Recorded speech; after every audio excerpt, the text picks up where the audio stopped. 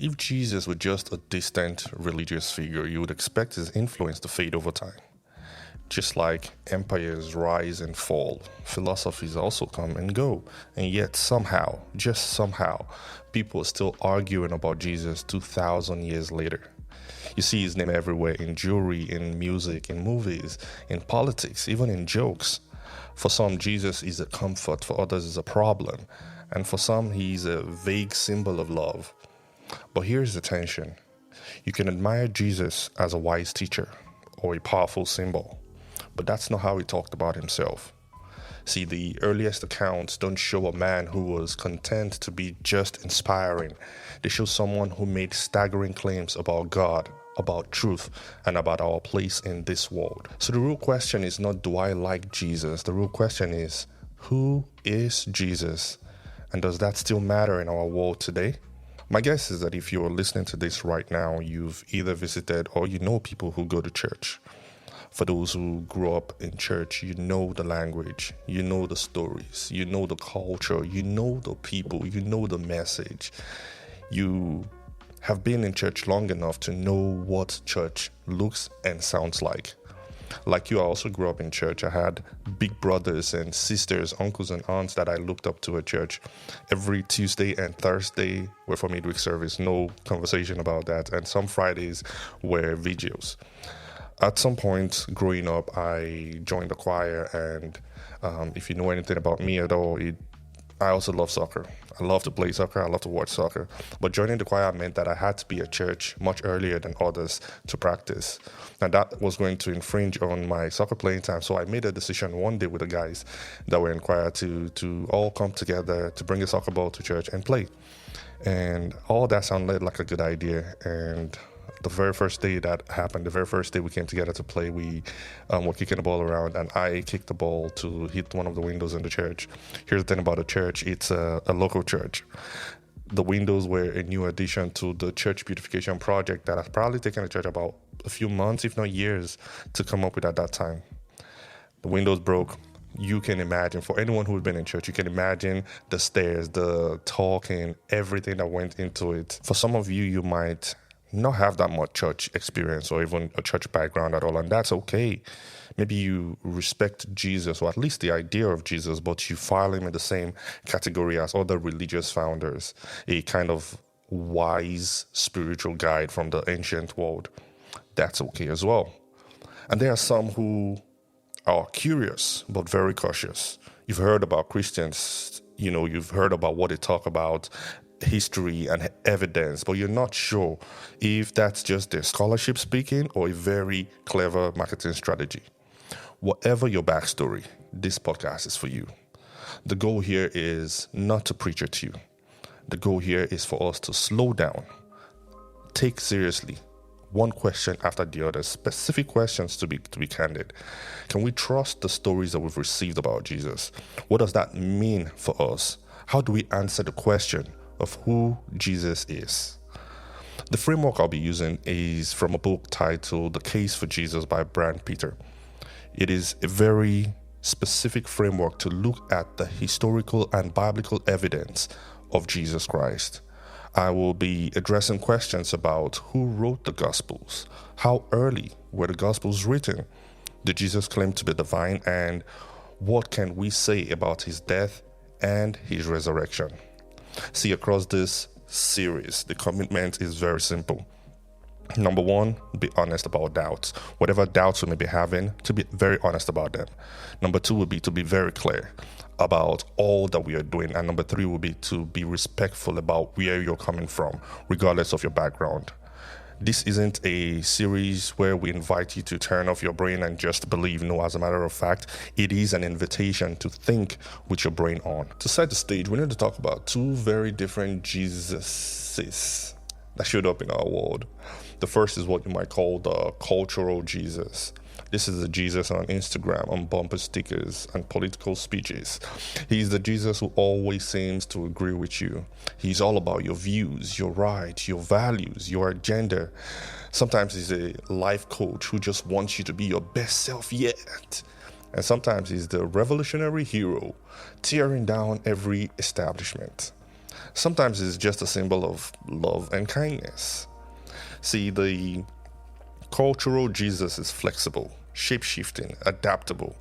And in a way, that's the point of the personality of the cultural Jesus. He's easy to project onto others. It's easy to project onto life situations. It's very easy to project him onto merchandise. The second Jesus is what we might call the historical Jesus. This is the real person who walked the dusty roads of first century Palestine. He taught people, he healed the sick, he got into conflicts and was eventually executed by the Roman authorities. The primary sources that talk about him in any real details are the four Gospels: Matthew, Mark, Luke, and John, and a handful of other writings as Luke mentioned in Luke chapter 1 verse 1. See, when we reference the Gospel, we're talking about those four books: Matthew, Mark, Luke, and John. Now here's the real question. When somebody says Jesus would never judge anyone, or Jesus was just a good moral teacher, you have to understand that they are not just sharing opinions. They are making historical claims about what Jesus actually said and did. C.S. Lewis said this about Jesus on this subject matter, and I'll read from here. He said, "A man who was merely a man and said the sort of things Jesus said would not be a great moral teacher. He would either be a lunatic or the devil of hell. You must make a choice. Either this man was and is the Son of God, or a madman, or something worse. You can shut him up for a fool. You can spit at him or kill him as a demon, or you can fall at his feet and call him Lord and God. But let's not come up with any patronizing nonsense about him being a great human teacher. He didn't leave that open to us." In John chapter 10, verse 30, the Bible says here, it says, Jesus said, "I and the Father are one." Verse 31, the Jews picked up stones again to stone him. And Jesus answered them and said, "I have shown you many good works from the Father. For which of them are you going to stone me?" And verse 33 is where we're going. He said, "Then the Jews answered him, 'It is not for the good works that we are going to stone you, but for blasphemy, because you, being a man, make yourself God.'" Brian Peter also said this in his book. He said Jesus was either a liar who knew he wasn't God, but said he was, or Jesus was a lunatic who thought that he was God and actually wasn't. Or, and this is the third part, Jesus was who he said he was, God come in the flesh.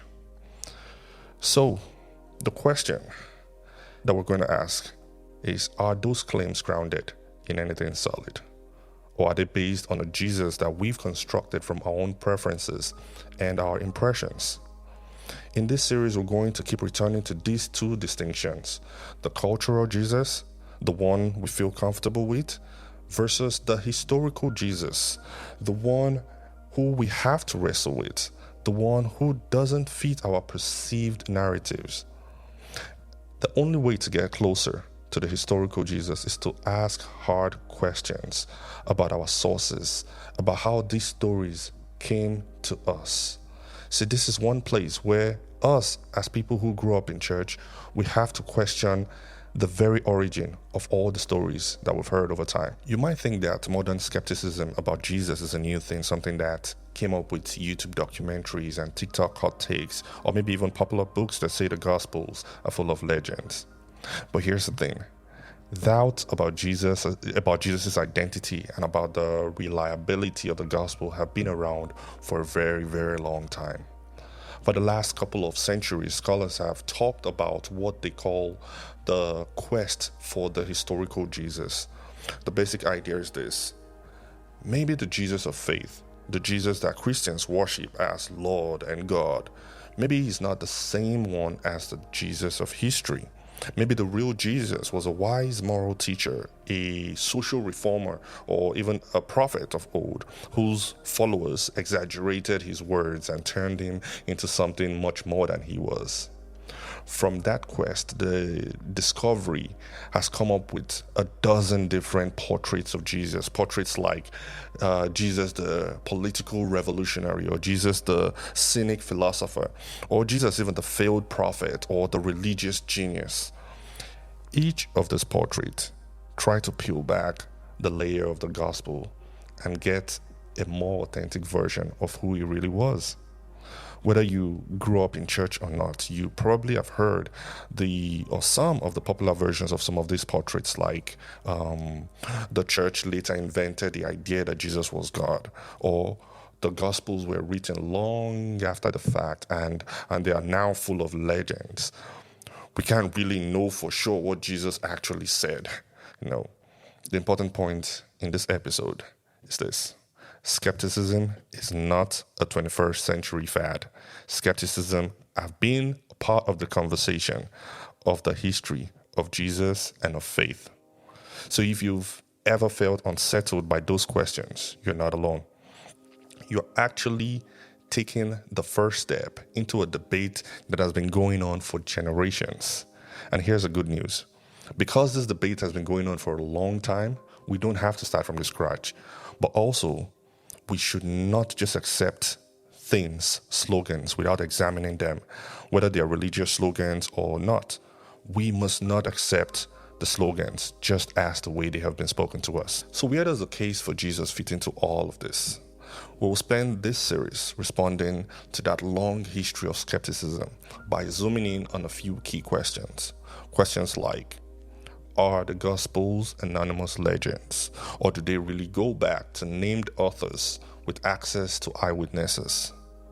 Number 2, were the stories about Jesus' divinity added much later, or are they baked into the earliest layers of the Christian tradition? And number 3, how early were the Gospels written, and what does that mean for the possibility of a myth or legend taking over? Under all of these questions is a deeper one, and that is, did Jesus actually claim to be more than a teacher? Did he, in any meaningful sense, claim to be divine? Our main goal, as we move along, as we journey together on this series, is to say this: before deciding what you believe about Jesus, it is important to know what the earliest records say and whether they can be trusted. In other words, you don't have to choose between blind faith and blind skepticism. There is room to ask. There is room to question. What does the evidence actually support?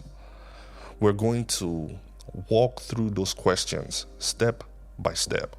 1 week, we'll talk about authorship of the Gospels. We'll look at whether the Gospels can actually be trusted. Another week, we'll look at whether the text has been changed or corrupted. Another week, we'll look at how the Gospel fits into the genre of ancient biology or biography. Then we'll look at what Jesus actually said about himself, why he was crucified, and what can be said about his resurrection. By the end, the goal is that you would have heard a very clear and thoughtful presentation of the case, and then you make a decision for yourself. You decide on what you want to do with the information you would have gathered. Just so you know where we're heading, here's the roadmap for the series. Next episode, we'll ask the question, were the Gospels anonymous, or can we take their authorship and connections to eyewitnesses seriously? After that, we'll look at whether the Gospels have been changed or corrupted, and what to do with the so-called lost Gospels. Then in the next episode, we'll tackle the question, are the Gospels historical biographies, or are they more like religious myth? Right after that, we'll ask whether Jesus really claimed to be God, or whether that was something that his followers slapped on years later. Right after that, we'll dive into why Jesus was crucified and what that tells us about the nature of his message. Second to the last episode, we'll wrestle with the resurrection. Is there any historical case to be made for the resurrection of Jesus? And last but not least, we'll come back to the question Jesus asked his disciples in the gospel, who do you say that I am? You don't need a theology degree for any of this. The plan is to keep things clear, to keep things accessible, and to be honest about points where people disagree. So here's a question to sit with as we wrap this one up. If Jesus really made the kinds of claims about himself, just as the gospel reports, about forgiving sin, about speaking with God's own authority, about being more than just another teacher, you can't just treat him like he's an interesting opinion. You have to deal with who he is. You can admire Jesus without believing in him. You can respect him. You can even quote him and even be inspired by him. But if the story the earlier sources tell is even roughly accurate, then admiration is not what he was asking for. He was asking for something deeper. I invite you to explore that question, not just with pressure, but with honesty. At the end, you might find your faith strengthened, or you might find your doubts sharpened, or probably the portrait of Jesus that you have completely reshaped. Wherever you land, the goal is that you won't be basing your views of Jesus on hearsay, on assumption, or even half-remembered shots, but on a serious look at the evidence. If this conversation matters to you, if this conversation matters to someone that you care about, consider sharing this episode with them. And if you have questions that you would like to get addressed, please share those questions with us. We'll be happy to create a separate episode just to address questions that people may have. Thank you for listening to Align Podcast. Cheers.